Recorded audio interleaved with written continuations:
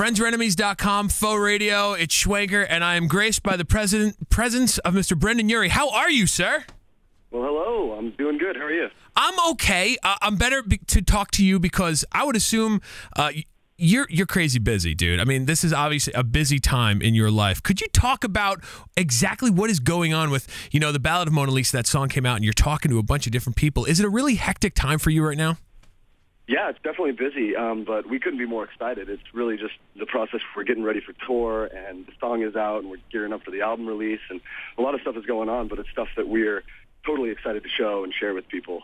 So it's kind of a positive thing for us to be so busy and so hectic. Well, that's awesome. Could I share a personal story? I was at a radio station a long time ago, and one of the kids, I was perusing around the internet, and you made me look really friggin' smart because I just found out about Panic at the Disco, and I heard a song on like MySpace or something. And I actually went out and bought the album that day, A Fever You Can't Sweat Out, and I showed it to my boss, and I begged him and I begged him and I begged him to play it for like a month until you guys hit like #1 in the charts, and then he had to come back to me and be like, so we added that song you wanted, but it wasn't because of you. I just want to let you know that everyone else is playing it, so just keep your eyes out. So thank you for making me look absolutely brilliant for a boss that I hated at the time.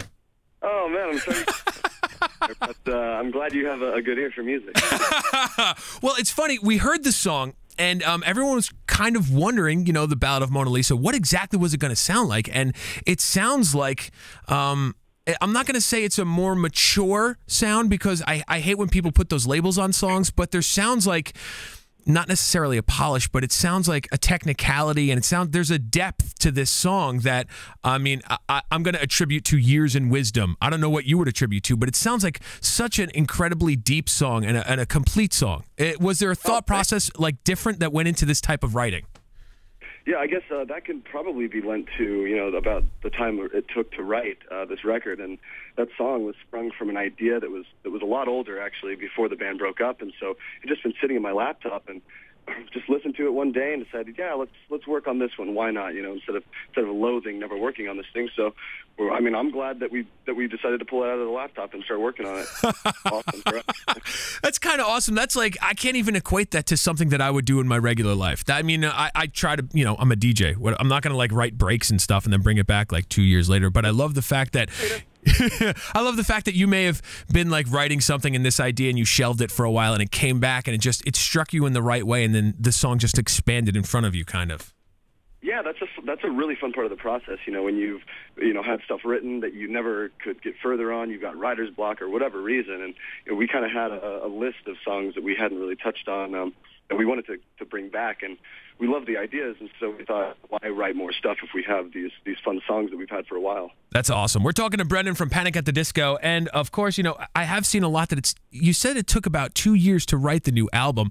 Did you find it that the creative processes were different or even more difficult, or were there certain problems that you encountered that you hadn't encountered before?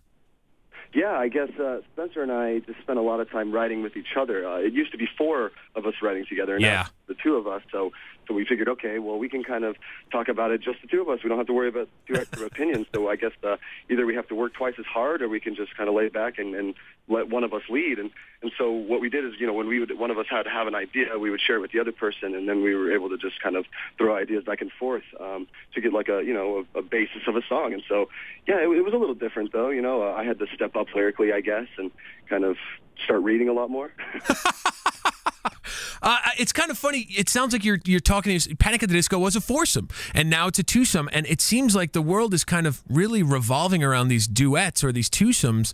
There's a lot of new stuff from just 2 people in a band that are coming out lately, and obviously the creative process is different. I'm not going to say that either one is better or worse, but was it a more cohesive thing because you two just had 2, or were there moments where you were frustrated because you didn't get enough ideas out of each other? Yeah, I think it was great, and then it was really bad. Like, there were moments where we were, so bummed that we couldn't, meet eye to eye on one idea, or that it wasn't sounding the way we wanted it to, so we would, like, scrap it and then start it again. And it was really frustrating. But then that also kind of, there was an adverse side. It was, well, we were really stoked, and we thought, wow, how are we, like, right on the same page with this? And everything that we would say to each other about the songs was really exciting, and, just learning new instruments and playing new parts. And, yes, it was good and really, really, really bad. Well, I mean, and that might lend itself to going into talking about producers that you guys worked with. And I've got to say, I've met Butch Walker, and he's an amazing dude. And you also worked with John Feldman. These are two guys that were kind of heroes of mine growing up. They're kind of what got me into the scene to begin with. What was the experience working with two guys that have that much, not just musical knowledge, but also production knowledge behind them?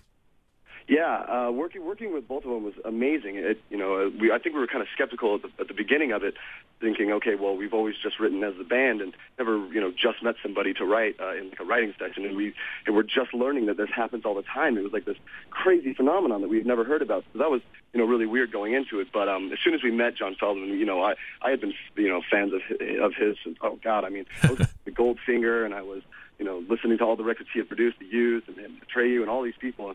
So it was really exciting to meet him. I think we kind of fanned out, me especially. I was just fanning out, telling him, giving him praises, and he was really nice about it, really cool, and made it really comfortable to work with him. And Butch as well. Butch's production is so amazing, and I just kind of nerded out with him about that too. And he was so nice and kind enough to actually share some of his little tricks with me in the studio, and I'm just now getting into recording. So I think the whole process was just a huge learning experience for us. Well, it's really funny. I happened to meet him. I was on a show on Fuse, years ago, and Butch Walker was also on it at the time. And I can completely relate because I just sat there and I was like, I really like your tattoos. And that was literally the bulk of the conversation that I could muster against Butch Walker. That's all I could bring up. Be like, so did it hurt? And I have tattoos. I know how much it hurts. It's not like it's anything that I'm not familiar with. I can't really imagine getting in depth, like trying to figure out Butch Walker's mind. It's crazy to me.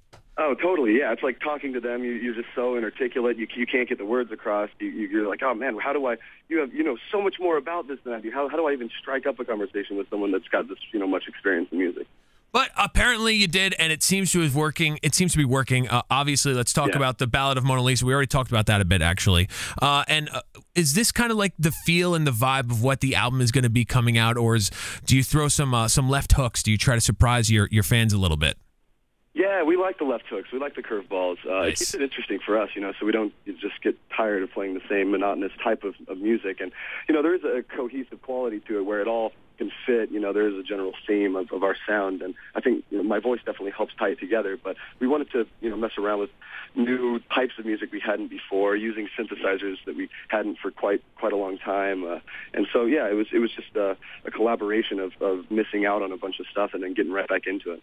Well, if you're talking about making music in a different way, and it's a boon and it's also kind of a deterrent at times, like you were talking. How do you think that the touring aspect is going to be affected? Because you are used to being a foursome. Yeah, no, it's definitely that was something we were kind of concerned about in the beginning, but it worked out. We actually have some friends, Dallin and Ian, who both came from other bands and are respectively great musicians on their own.